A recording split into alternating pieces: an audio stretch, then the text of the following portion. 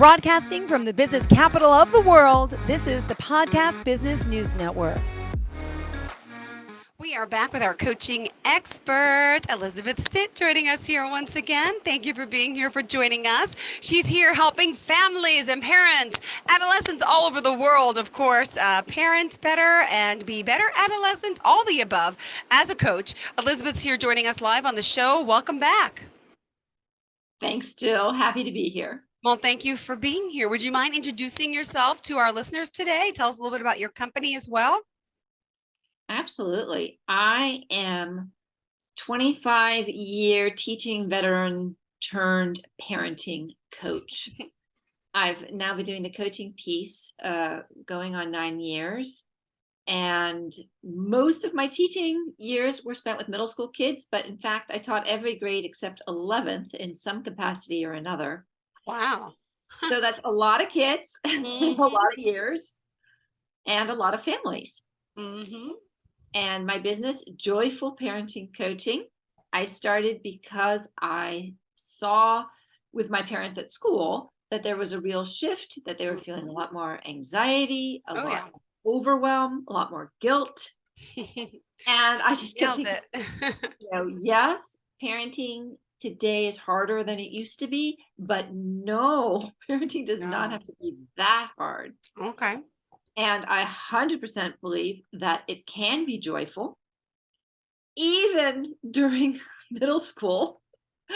And, I don't know how you felt about middle school, but most people I ask say like, yeah, no, don't ask me to go back to middle school. Nope. I hear you. I hear you. Exactly. So today, if it's okay, I wanted to talk about family meetings, and I understand, Jill, that you have tried them with your family. Well, we talked about this a little bit. We touched upon it. Was it last week or 2 weeks ago? I don't know. In regards to family meetings and how important it is. I thought I had to do it every day. You said no, right? Once a week or once a month. But it was last weekend, and I sat down with the kids and we're having breakfast, and I said, "Hey, we're gonna have a family meeting." And remember, we're talking 5, almost 6, and 8. My little guy, what's that? We're gonna talk about us as a family, what we like to do, what we want to do, and everything. And so all my son could do was talk about the things he wanted. He wanted a penguin. He wanted this. Like, no, it's not like like a meet and greet. Like we're gonna go. Well, we are gonna meet penguins for his birthday. It's like he thought meeting was like we're gonna meet and do like meet things and people and animals. I'm like, no, we just need to talk. I said about what we want, but the little kids, they're just my kids, at least right now, they seem a little selfish. They're talking about the things that the meeting was like, well, this is what I want and I want. I'm like, no, it's not about you wanting another football, not about you wanting a penguin, or it's about us as a family to better ourselves. We had a family connect night the other night. What I did was I took them off the bus. This is on 2 days ago. And we went right to a trampoline park, but I said, we're going to sit and do our homework here first. We should do homework right away. Then we'd go out, but it's hard to get out. I said, let's do this. Let's do it here. This is like a family meeting. We're meeting here, and now they're getting rewarded. We're going to have fun afterwards because we're united and we're going to do that. And so baby steps, but I really took them out for like a family thing like that. And when we had a conversation, the meeting didn't go well as far as they didn't really get it yet. But if I do it again next time to talk about it and the positive changes that come out of it, they were so good all week. And part of the meeting is about them listening to the mother, respecting their mother. We'll do something good. So we went to the trampoline park. Oh, I love it. That is Thank you.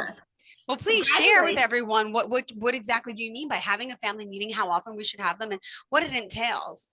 Right. Well, and first of all, I just want to say, yes, thank you for bringing up that with our younger children, we have to, especially with our younger children, we have to explain what a meeting is. And I recommend explaining it before, right? Yeah, Wednesday, you have the conversation about what it is, and you're not going to have the meeting until Saturday or Sunday.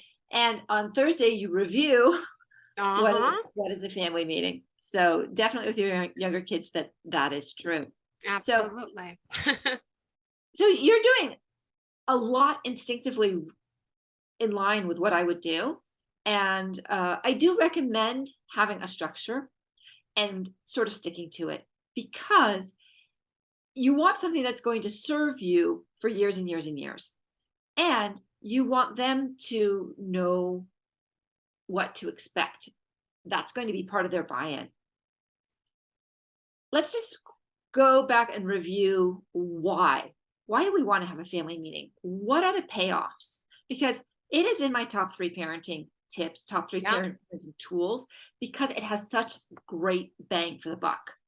For an hour a week, you get an enormous return on your investment in time and effort and energy. Yeah.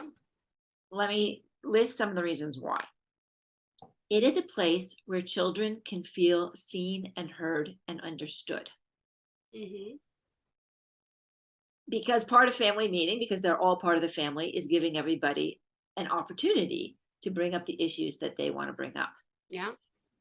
It can greatly reduce chaos in the family because you're being proactive about looking at the calendar, anticipating things, making plans.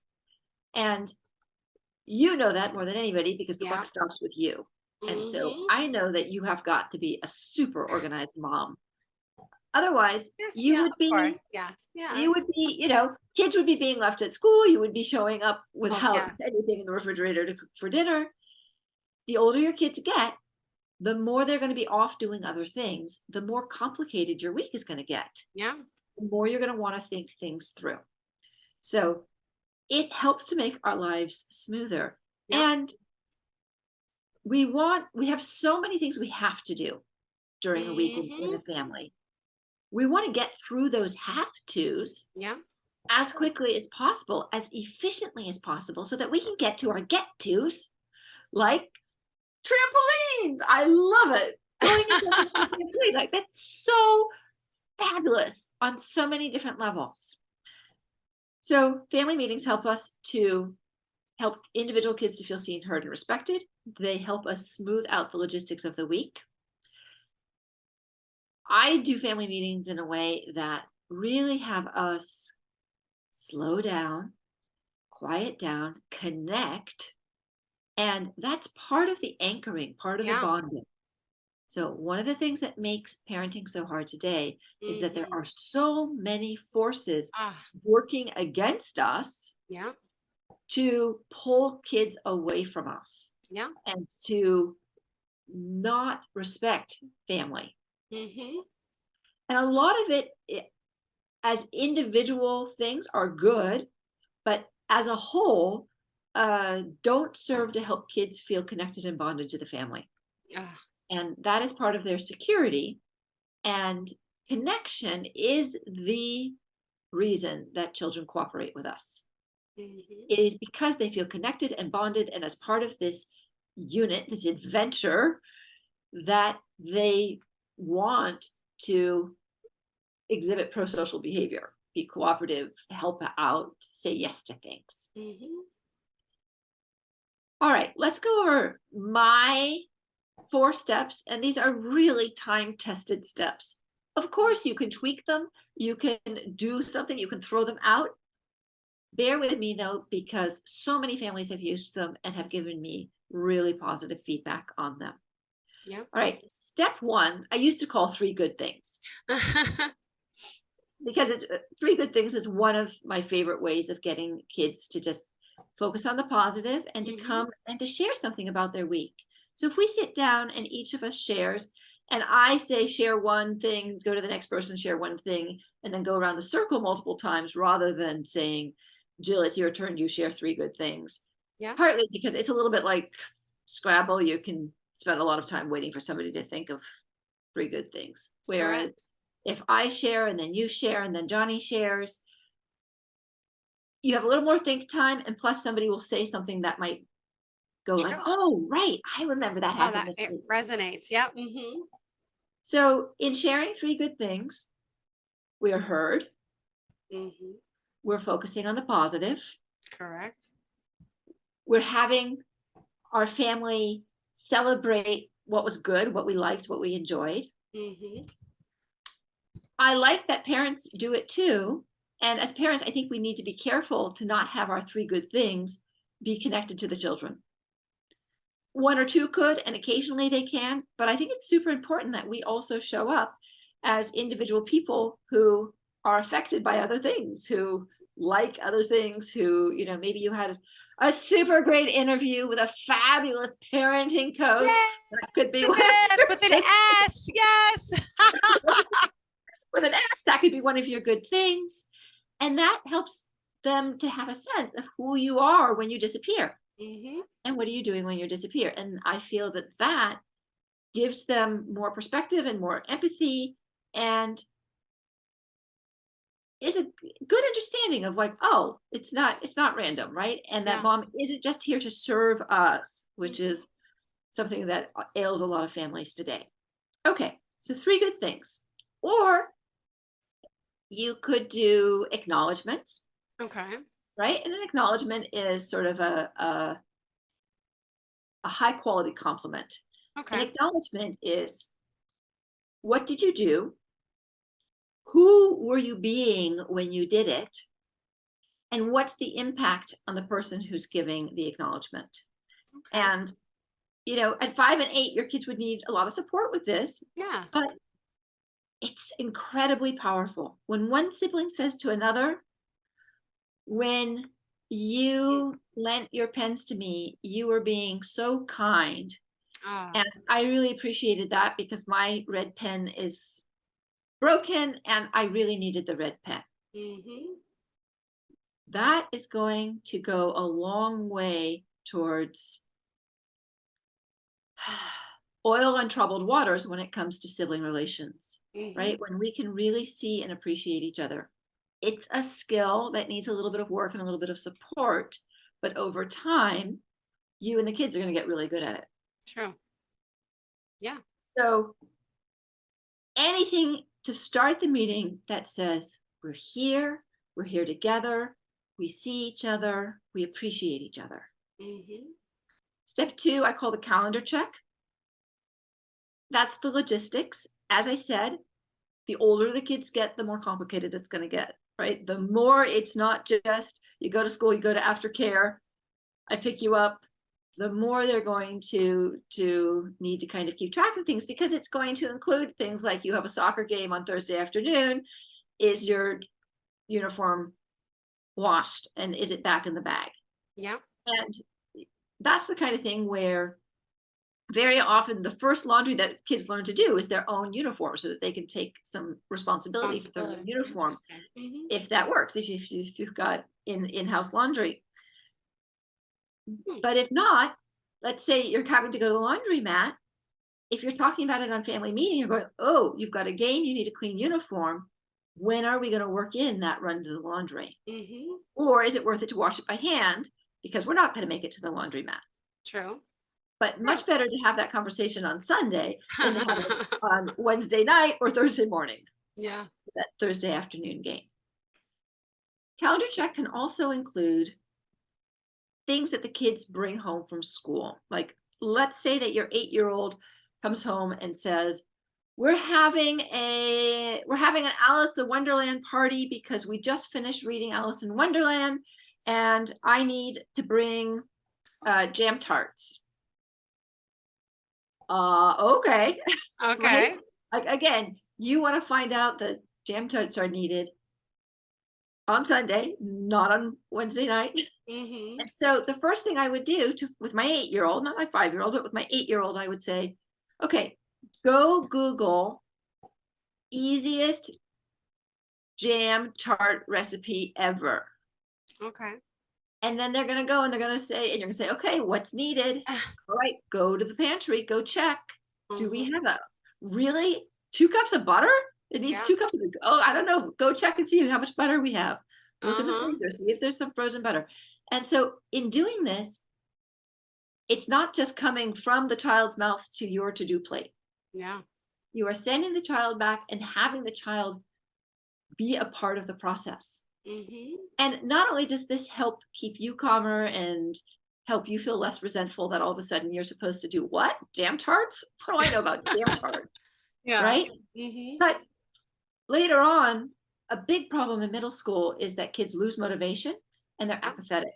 And parents say, well, why is my child so uninterested? And very often the answer is, we micromanaged our children Hmm. and we took over, and we were their executive functioning brain. We were their prefrontal cortex, and we micromanaged everything. We scheduled everything. We chunked everything. And basically, they were sort of going along for the ride, and that doesn't involve them. Yeah. Even if we end up, doing 90% of the jam tart, the fact that they have wanted to check the ingredients and to help to look up the recipe is going to have them involved, so that when they bring the jam tarts to school, Yeah. it's not like, oh, here, my mom made these. It was like, look what I've done. So now you're building a strong connection between home and school. Correct. Yeah. All kinds of, like, this is a calendar check, and look at all the benefit you're getting. Yeah. Okay. Third and most important part of a family meeting is the open agenda, the discussion items. Yeah. And here are my rules for the open agenda. Anybody can put anything on the open agenda. Okay. You're going to limit the amount of time that you allow for agenda discussion. What I do then is say, let's say we're going to give 15 minutes. And honestly, to begin with kids of your age, 15 minutes is a lot. So you might start with 10 minutes. And you take the number of items on the agenda list and you divide it into the 10 minutes. So now, let's say each agenda item is getting 3 minutes. Yeah. So let's say that, and I don't know your kids' names, I'm going to make up names here. Let's say that Johnny did not lend Robbie a pen. And so Robbie just took the pen. Yeah. And now Johnny is really mad. And so he has put on the family agenda. And by the way, Yeah. if you walked in on that argument about the pen, instead of getting it into them right then, when you've got dinner on the stove and it's about to come out and you're trying to get everything done, you could say, this sounds like an important issue, boys. Let's put it on the family agenda. Mm-hmm. And so now you've managed to shelve the problem and you're putting it on the agenda. Yeah. And so now Johnny gets his say. So you're going to say, okay, Johnny, you've got 3 minutes to talk about the issue with the pens. And Johnny's going to say, well, I don't think it's fair, and he isn't nice, and you should punish him, and da da da da da. And you're going to do some active listening, and you're going to say, Correct. first of all, we do want to set a standard during family meetings that we aren't insulting or name calling. Mm-hmm. So we could talk about anything, but we're going to need to learn how to talk about it kindly and respectfully and constructively. Got it. So, if he starts with, he's such a poopy face, or he's such an idiot, or he's so dumb, or I hate him, you're going to help him rephrase it. You're going to say, okay, no put downs, no insults. I hear you're angry. Can you start with that? Can you say, I am so angry? It's okay to be angry with each other. That's going to happen in families sometimes. So yes, I'm so angry. And now you say, what are you angry about? I'm so angry you took my pen and ruined it. Uh-huh. Great. You're so angry you took a pen and ruined it. And what, and why You're like, was that important to you? Yeah. Because now I don't have a pen to use. Okay, great. Can you say it? I am so angry. When you took my pen, I felt so angry because then I didn't have a pen to use. Okay, now we've modeled constructive conversation, but it's still honest, heartfelt, getting to share my emotions. Yeah. I get to be seen and heard and acknowledged. And you can acknowledge right then. You can say, yeah, that sounds really frustrating to have your pen ruined and taken without your permission. Yeah. I can totally get that you're feeling the way that you're feeling. Right? And now I'm validating. Yeah. Okay. We did this last week. Some of it. This is the way you value. I really feel you care, but I think you really do care. So it's just nice. Yeah. We did a little mock thing last week. Yeah. I'm sorry. That's good. So now the timer goes off because that's taking 3 minutes. So now you say, are you complete with this? Or would you like me to keep it on the agenda for next week?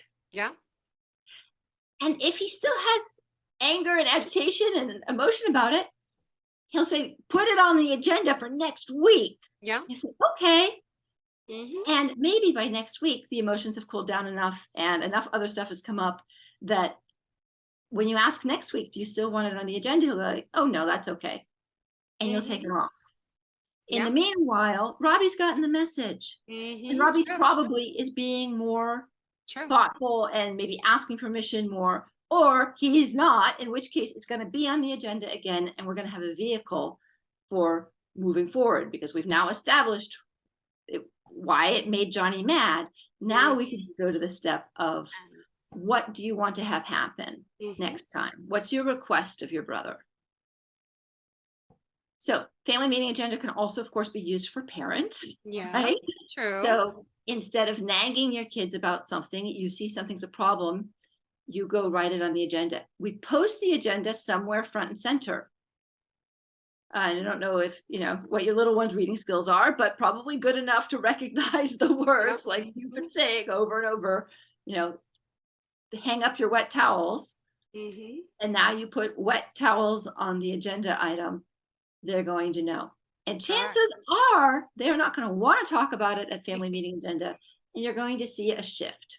You're going to see a little bit more attention being paid. And if not, that you have that time to say, like, boys, we've talked about why wet towels are a problem. We need a solution here. What ideas do we have? And they'll have been thinking about it because they've seen that it's on the agenda, and they're going to know that you're going to ask. But you're going to ask not when you're exhausted at the end of a long day and this is the straw that breaks the camel's back. You're going to ask when you're calm and feeling constructive, and you've all done your compliments and your 3 good things, and everybody's feeling very supportive and happy of each other. Okay, so that is family meeting agenda. Anybody can bring up any topic as often as they want. And it may be that the answer is still no, you're still mom. You still got to make decisions here. They can still bring it up as an issue. So for me and my daughter, it was, we should have a family dog. Weeks and weeks and weeks and weeks of 3 minutes of why we should have a family dog, what would be a good kind of dog to have, why she was responsible enough to have a family dog, what we would be able to do with a dog. We never did get a dog, but we did borrow dogs. We did dog walking. We found ways to get dogs into her life because it was important to her. Even though the answer was still no, a family dog does not work for us. So seen, heard, acknowledged, understood, and still I'm the parent and I get to make the decision because I'm the holder of all the details of the picture. So our last family meeting agenda or piece is family fun. And this is critical because, again, as I said before, so much of our week is logistics. So much of our week is, getting ready, going here, getting this done, having to eat, having to bathe, having to do homework, just travel time alone. If we don't put fun on the calendar, it's too easy for it to not to happen. And fun is bonding, right? Fun, when we are laughing, when we're feeling relaxed and good, that's when all our endorphins are coming, and it is reminding us, why do we want to be a family? What's good about being a family? So as part of family meeting, you're necessarily going to have a pretty short time for family fun at that time. So one of the first agenda items I put on is brainstorming family fun. And that's an agenda item that can be there for quite some time because you can keep thinking, did anybody have any new ideas? What are we thinking? And you really need a couple different kinds of family fun in order to make it work. And very often you need to be creative about how you end things. So if a kid, for instance, wants to play Monopoly, you might say, okay, but we only have 15 minutes. So when the timer goes off, how are we going to decide who wins? Is it going to be who's gone the furthest around the board? Is it going to be who has the most cash or who has the most property? But we need a way to decide. And you want to set the timer as part of that discussion. And they're going to learn over the weeks to get more and more efficient.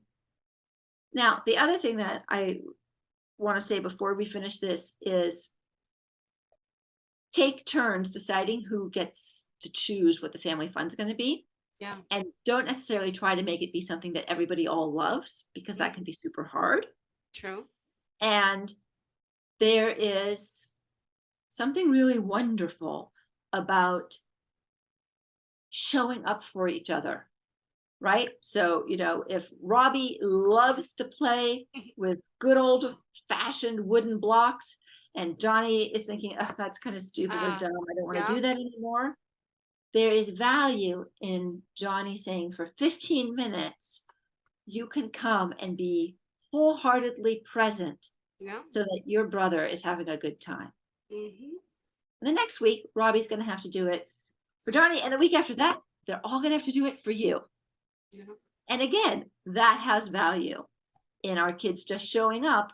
And so I don't want to, this is boring, I don't want to. Mm-hmm. For 15 minutes, we're going to show up with, okay, yes. Oh, this is interesting. And we teach our kids to do that. And because they've gotten their family fun, they learn to show up for other people's family funs. So that's it. 4 steps to increasing harmony and calm and connection in your family. Beautifully done. My goodness. And remind us who we're talking to, Elisabeth, how we can reach you. Absolutely. I am Elisabeth Stitt. My business is Joyful Parenting Coaching. You can find me most easily on my website, which is my name, www.elisabethstitt. And that is Elisabeth with an S. Do it with a Z, it will not work. You will not find me. Perfect. Well, thank you. And thank you for the insight. And I'll keep you posted on my family meetings as well. Elisabeth, thank you again for being here, for joining us. And I hope you have a fantastic weekend with you and your family as well. Yes, thank you so much. Thank you. Anything else you want to leave before we go? Any other word of inspiration? Word of inspiration. I do have a family meeting ebook that goes through all the steps individually. And that is on the website under the resource page. It's free. Perfect. It will re-say everything I've said. Perfect. Thank you. Good to have a reminder. You have a fantastic day. To all of our listeners, stay tuned. More of the show is on the way. Have a fantastic weekend. Bye-bye. Are you looking for even more of the podcasts and hosts that you love? The Podcast Business News Network is proud to announce that you now have even more ways to listen live. Check out the MyTuner Radio, online radio box, and Simple Radio apps on iOS and Android, or find us online. Search for Business News Network on mytuner-radio.com, or search Podcast Business News Network on streama.com and onlineradiobox.com/US. Take your podcasts on the go and don't miss a minute of the action.